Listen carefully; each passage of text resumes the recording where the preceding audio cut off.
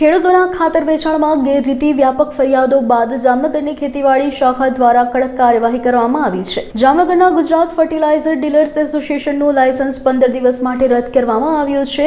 તેથી આ કાર્યવાહીને કારણે ખાતર વિક્રેતાઓ વચ્ચે દોડધામ મચી ગઈ છે। તાજેતરમાં ગાંધીનગર ખાતે યોજાયેલી ખાતર વિક્રેતાઓની બેઠકમાં જામનગરની આ પેઢીની અનેક ક્ષતિઓ સામે આવી હતી, જેના કારણે ખેતીવાડી નિયામકની ટીમે આ કડક કાર્યવાહી કરી છે। આ ઉપરાંત રાજ્યભરમાં ખેડૂતોને ખાતર ન મળતું હોવાની ફરિયાદો ઉઠી રહી છે, ત્યારે આ કાર્યવાહી ખૂબ જ સૂચક માનવામાં આવે છે। જો કે આ સમગ્ર મામલે જામનગર એસોસિએશનના હોદ્દેદારોએ મૌન સેવી લીધું છે અને કંઈ પણ કહેવાનો ઇનકાર કર્યો છે।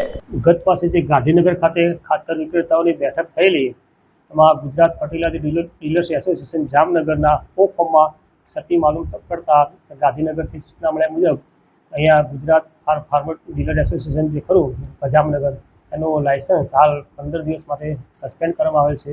અહીંથી એનો રિપોર્ટ ગાંધીનગર ખાતે મોકલવામાં આવેલ છે। ત્યાંથી સૂચના મળે એ પ્રમાણે હવે આગળની કાર્યવાહી કરવામાં આવશે।